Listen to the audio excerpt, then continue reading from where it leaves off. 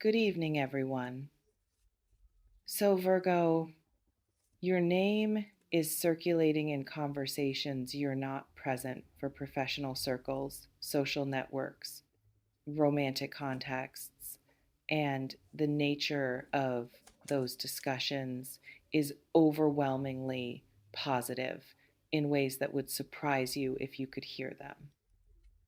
Because the version of you that exists in other people's minds and mouths right now is being described with admiration, attraction, respect, and desire that significantly exceeds how you currently see yourself or how you imagine others perceive you.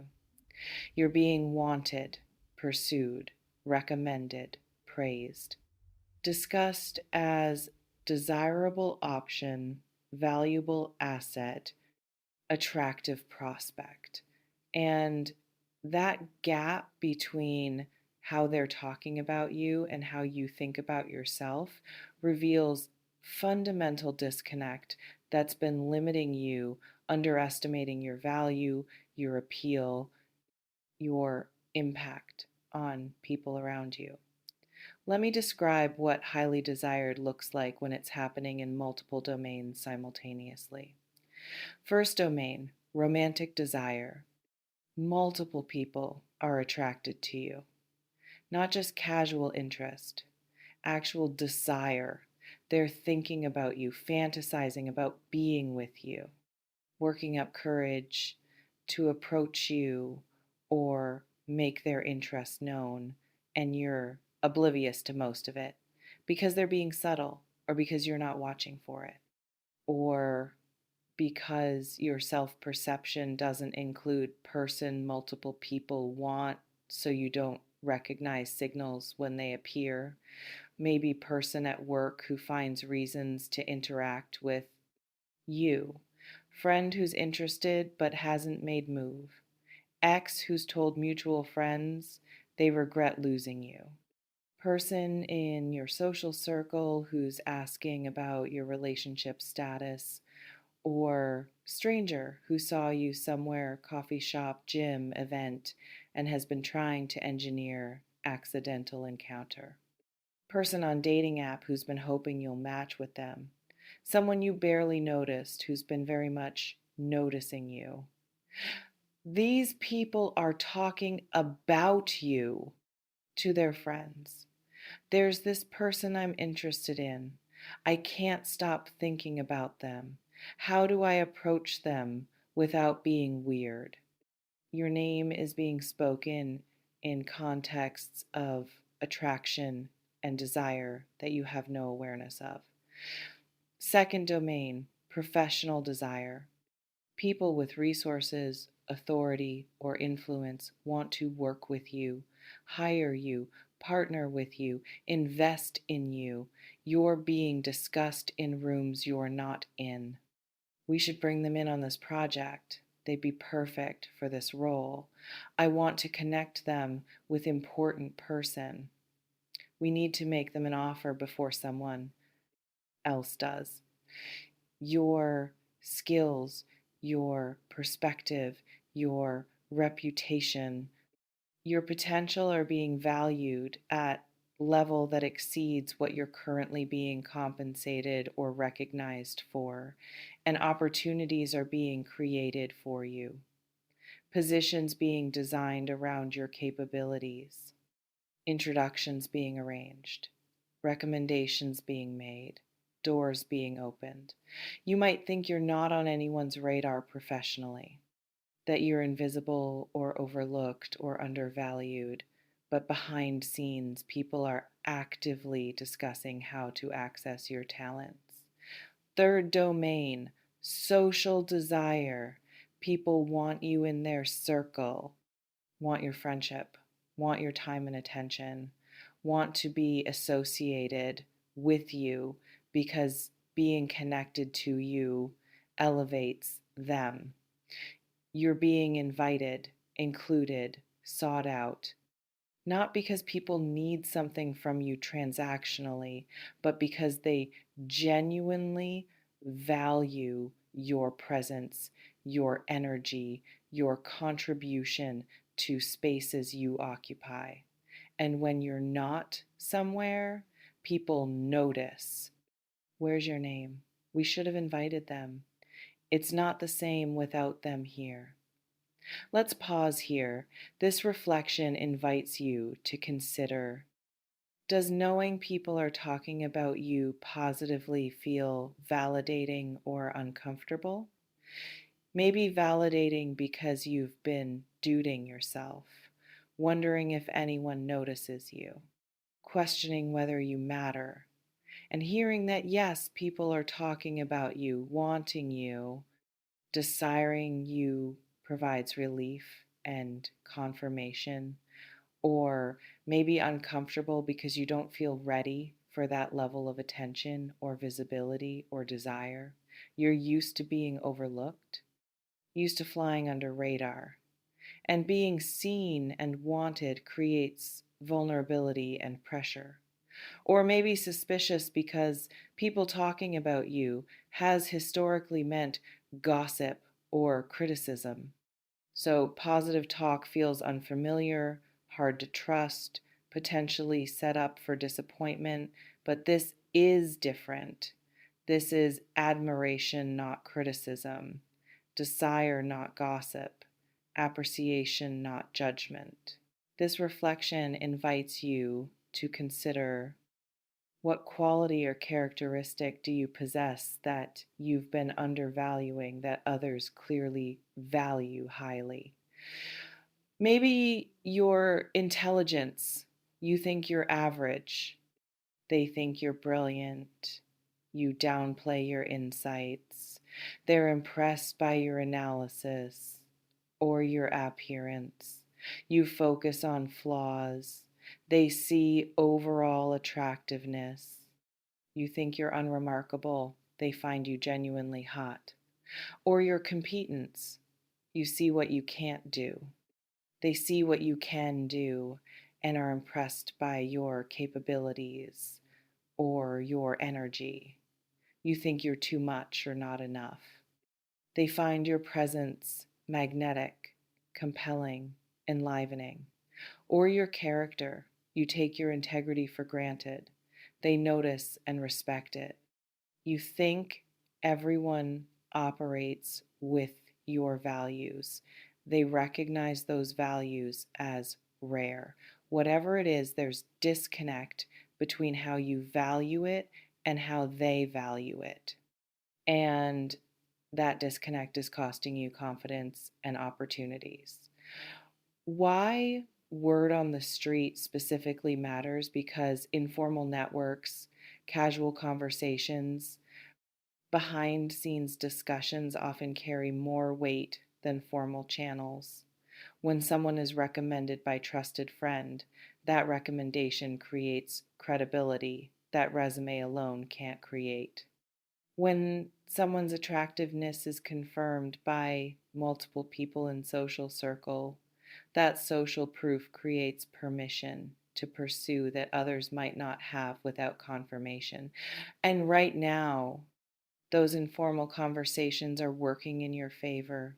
People are vouching for you, recommending you, speaking positively about you, creating buzz that's elevating your status, your desirability, your opportunities, but you're not aware of it, so you're not capitalizing on it, not showing up with confidence that matches how you're being perceived, not pursuing opportunities that are actually available because you don't realize people are hoping you'll pursue them. This reflection invites you to consider, if you operated from knowing you were highly desired instead of from doubting your value, what would you do differently? Maybe you'd approach people instead of waiting to be approached, would ask for what you want instead of hoping someone offers, would negotiate harder, would expect better treatment, would set higher standards, or you'd be more selective, would stop accepting less than you deserve because you'd know you have options, would walk away from situations that don't serve you because you trust that better opportunities exist, or you'd relax, would stop trying so hard to prove yourself, would trust that your value is obvious and doesn't require constant demonstration, or you'd be more visible, would stop hiding, would share your work more publicly, would engage more actively in professional and social spaces. Whatever shift would happen, that's what you're being invited into. Operating from truth of your desirability instead of from false belief that you're overlooked or undervalued. Specific evidence of desire that you might be missing or misinterpreting. Invitations you're receiving more frequently to events, to collaborate, to connect. You might be dismissing these as random or polite when they're actually intentional efforts to access you, compliments you're deflecting or minimizing. People telling you you're talented, attractive, impressive. You say, oh, it's nothing, or anyone could do that when they're actually expressing genuine admiration.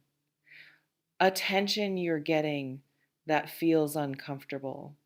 People watching you, asking about you, following your work.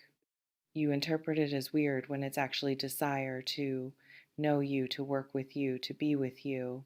Opportunities presenting themselves more easily, things falling into place, doors opening, connections forming. You attribute it to luck when it's actually people actively creating openings for you because they want you involved. Questions about your availability, your interest, your openness. Are you seeing anyone? Would you be interested in opportunity? What would it take to hire you, work with you, date you? Those aren't casual questions. They're testing waters, gauging your receptivity, preparing to make move or offer. This reflection invites you to consider what recent interaction might have been expression of desire that you dismissed or didn't recognize. Maybe someone's repeated attempts to engage you, someone asking detailed questions about your work or life, someone making effort to be where you are, someone offering help or connection or introduction, looking back with new lens that includes possibility that you're desired.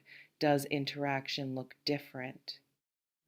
What you need to do with knowledge that you're being talked about positively and desired, first, believe it, not in arrogant way, in factual way.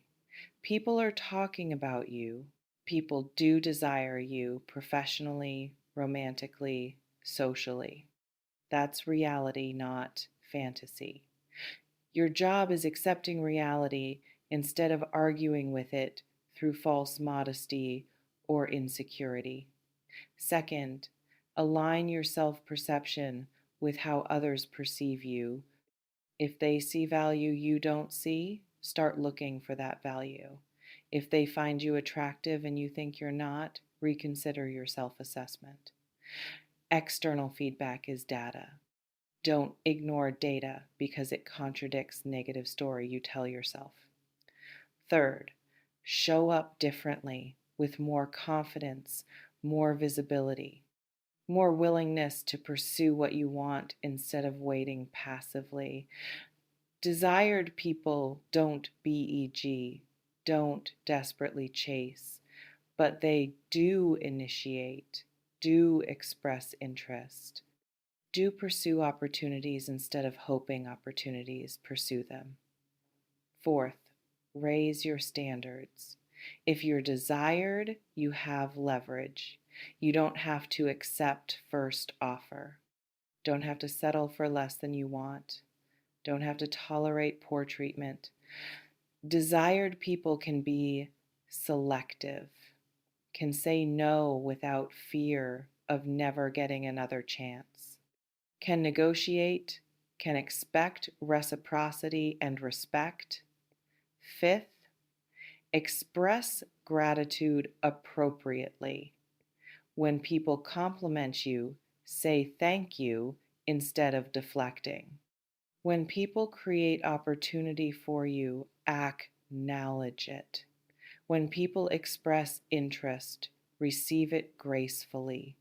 You don't have to say yes to everything, but you can receive offers, compliments, attention with grace instead of with denial or discomfort.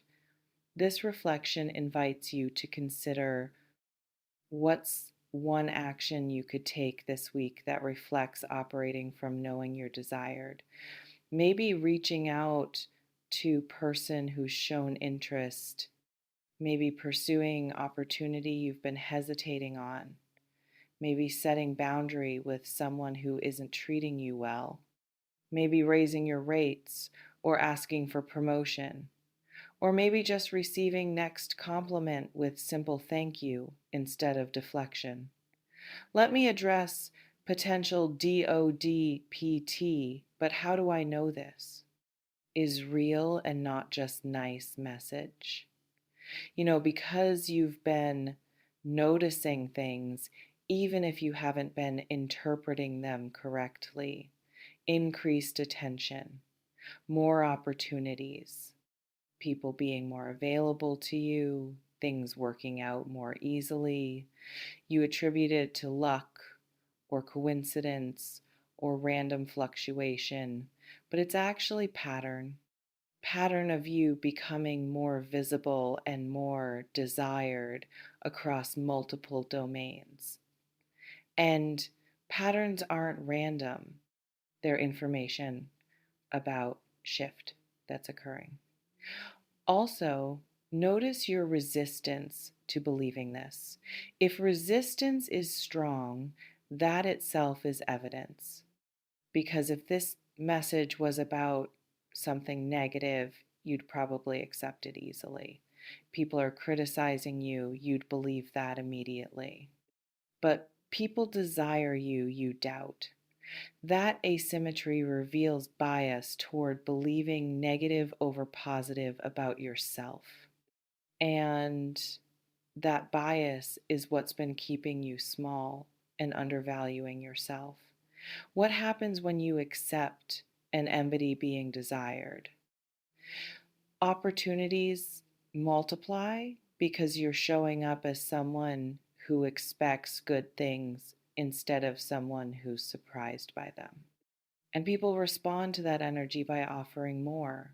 Relationships improve because you stop accepting poor treatment and start requiring reciprocity and respect. And people who can't meet those standards self-select out, while people who can meet them show up more fully. Confidence builds through positive feedback loop. Being desired creates confidence. Confidence creates visibility. Visibility creates more desire.